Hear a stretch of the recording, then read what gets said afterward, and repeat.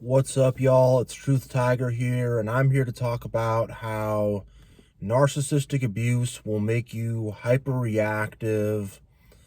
It will make you get angry very easily, and it will make you hypersensitive. And if you want to say it this way, you could say you'll get triggered easily.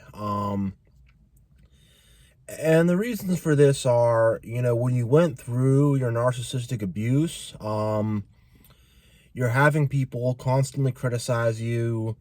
You're having people constantly disrespect you. You're having people constantly undermine you. You're having people constantly start dumb arguments with you. And you're constantly in this fight or flight survival mode. You're constantly under attack. And you just really, you really get messed up. It's kind of like a stray dog or a stray cat that's always trying to bite and scratch its new owner, despite the fact that the new owners are kind and loving. But because that stray cat or dog was programmed by the previous owners to, expect abuse, neglect, pain, suffering, all this stuff, that stray animal is like filled up with so much anger and hostility and trust issues and all this kind of stuff that it's going to invariably scratch or bite anyone who tries to come near it, because that's what it's programmed to do. So same with us, a small argument breaks out, but we're so used to this narcissistic craziness and people yelling and screaming and like a huge fallout happening and people storming out and things becoming a huge problem. So the second a small argument breaks out, what happens is we freak out. We get really upset. We take it really personal.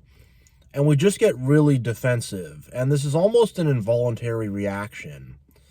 It's just what we're so programmed to do and we're so used to do. And it's something I used to do a lot. And I really had to self-reflect and meditate and really watch myself and observe myself to kind of see like, all right, like I can't be doing this, and it's just like, we have so much frustration in us from the ways we've been treated, and we have so much frustration in us because we haven't really received much closure.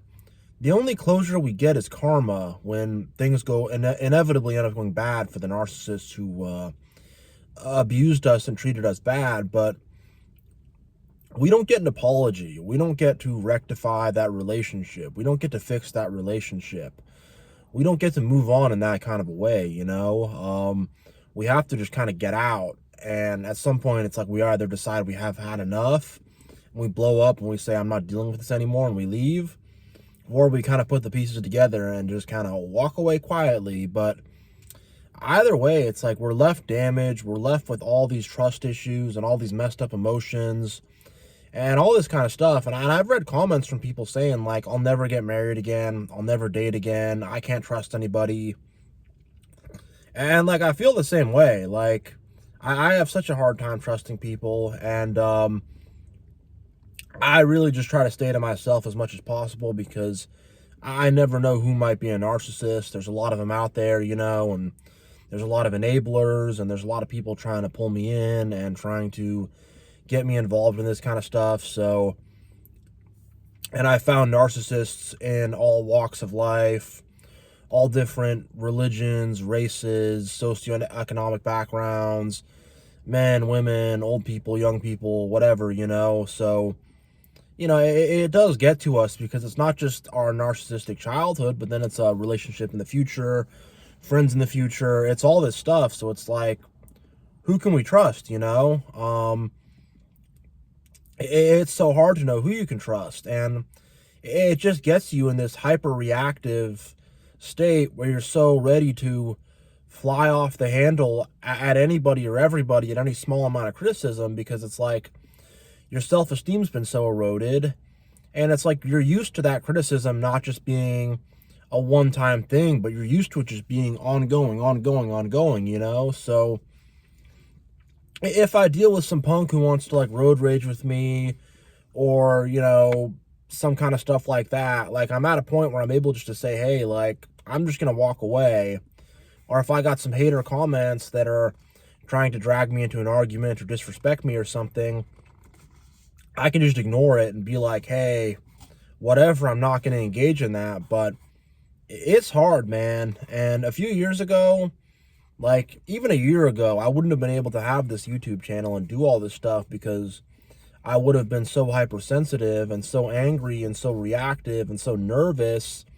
And I would have had this nervous rage, and I would have freaked out at all the people who were criticizing me. And,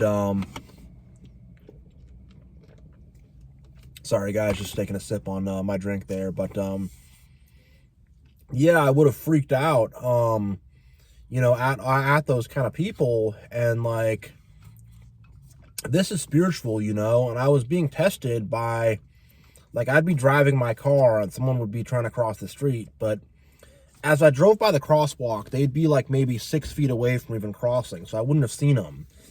And then they'd start yelling at me like, hey, you don't see me here. But meanwhile, it's like, my car's here, you know, the crosswalk's here. They're like all the way back here off the camera. Like, I wouldn't have seen them, you know? So I was having to deal with attacks like that. And that goes more into the Chosen One's content and stuff like that. But, and being a chosen one, and how the devil will attack people who are chosen by God and things like that. But yeah, it's like that kind of stuff would really irk me. It would really make me mad. I would drive away. I wouldn't get involved in that. But it's just like all those people, like, I wanted to hit them, you know, because it's like, how could they be so disrespectful? And how could they just be trying to like start things up out of nowhere, you know?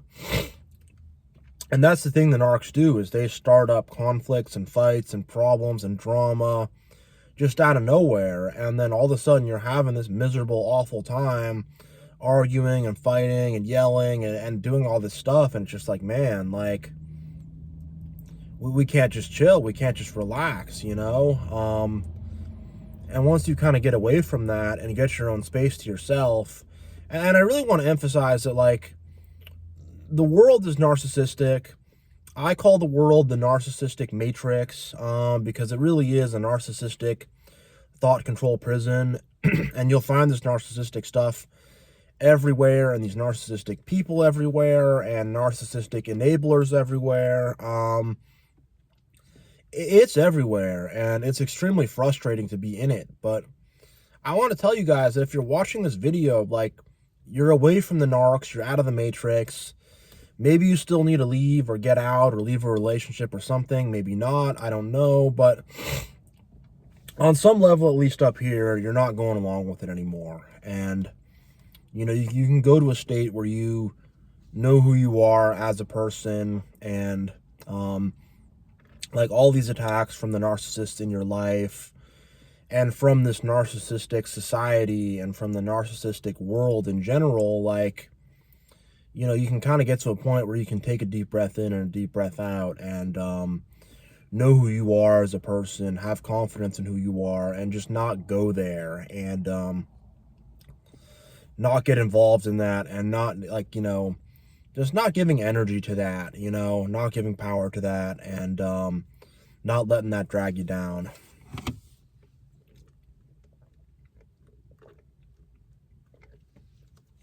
Sorry about that, I'm back. But that is such an effective narcissistic abuse, and if the therapists don't talk about it, you know, maybe they do a little bit, but they don't talk about it much. The, you know, mental health and all that stuff, and all the psychologists and psychiatrists, they don't talk about this stuff that much. They don't talk about how constantly being abused and kicked around will make you super angry, you know? And then having the whole world do it to you will really make you angry, and will really make you reactive, and will really make you trip out at everything, you know? Again, it's like the stray dog or the stray cat. It's like, this is just your programming. We've been programmed like this, you know?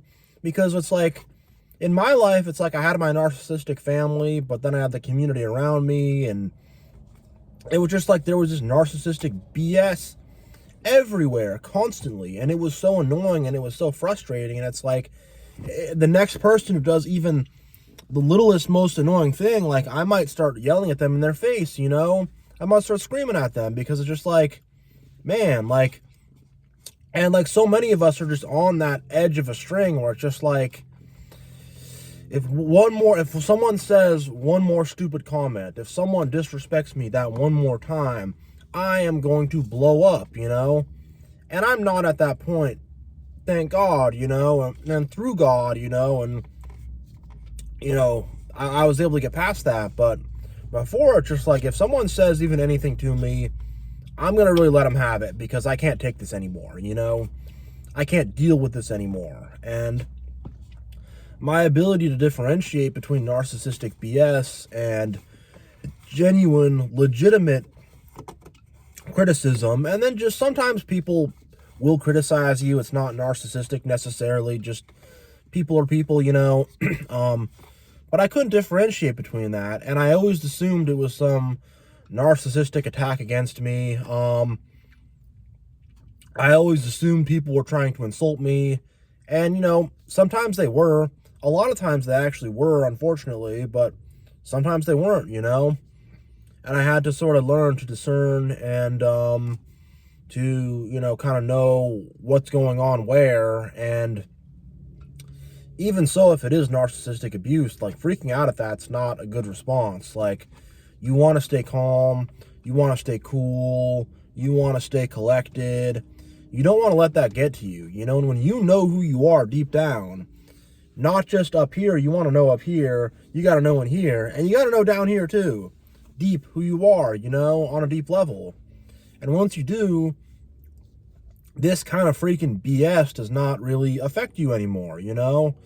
You can get past this BS, but this really was an area that I struggled with a lot and that I see a lot of people struggling with. And I see a lot of it. It's just, you know, the narcissistic abuse has turned people so volatile and reactive. And, you know, when you think about it, like, I program computers sometimes. Like, if you think about it, you're just programming that person to be angry and volatile and reactive by treating them like that all the time, you know?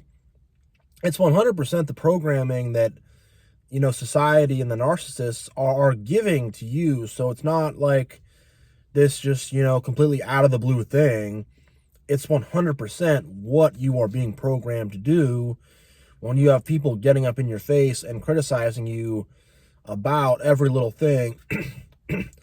Oh, you're still working there? You still have that job? Blah, blah, blah, blah, blah.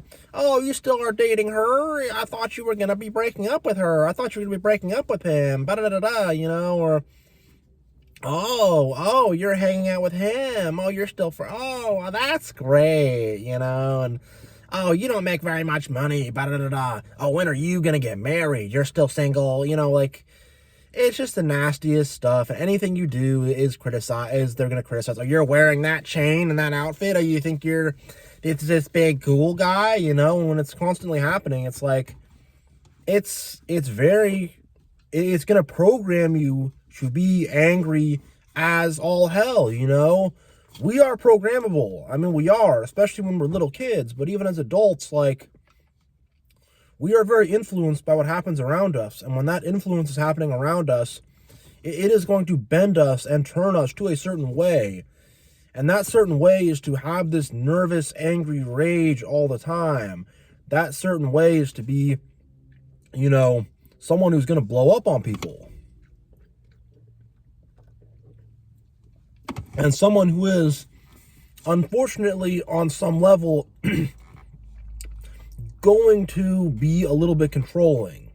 Not in the same way as the narcissists, but if this process keeps going and going and going and is not checked, you will slowly but surely kind of turn into one of them, you know? As scary as it sounds, like, that is where that will eventually lead or take you, you know? So I heard someone comment that there's a fine line between narcissistic abuse victim and becoming a narcissist yourself. And I wouldn't say the line is fine. I would say the line is pretty thick and broad, but that is kind of what ends up happening, you know. You will kind of start to lose it and become one of them if you don't keep this in check. And it'll take a long time. It's not going to happen overnight. I think it's a very broad line, not a thin line, but, this is kind of what happens. I don't know why people are narcissists, but I think this is why they become narcissists. This is just my theory, that they got abused as kids, and then they never were able to rectify the abuse or get past it or accept it, make peace with it. They weren't able to write off their parents or whoever it was as evil narcissistic abusers, and they weren't able to really realize it or face it or deal with it or face themselves or any of that. So then they're just like, slowly but surely, they just metamorphosize into another one of them, into another one of the demons, There's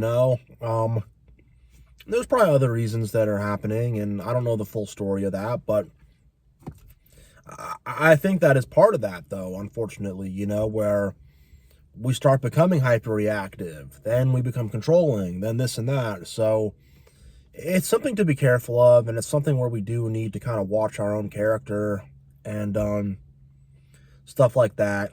Sorry, I'm drinking a smoothie. I got like a chia seed in my freaking teeth or something. There we go, I got it. But yeah, like, we need to, reflect on ourselves, look on ourselves, and not beat ourselves up, This is the programming. This is something that's going to happen. We're all going to have this response, but we have to overcome the programming. We do. We have to overcome the programming.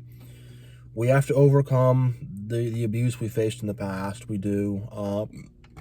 And this phase of things where we're so hyper-reactive and hypersensitive and freaking out at everybody, we got to get past, But at the same time, we shouldn't beat ourselves up about it. It is what it is. Just slowly but surely, we'll start to build the coping skills, and we'll start to be able to laugh things off and whatnot. Like, most of my comments are cool, but you can look at my comment section, and there's a few people that are really trying to, they're trying to piss in my cherries pretty hard, and I don't really react to it, so it can be done. We can get to that point where we can kind of we can let go, Again, it's not an easy thing. It's not a simple thing.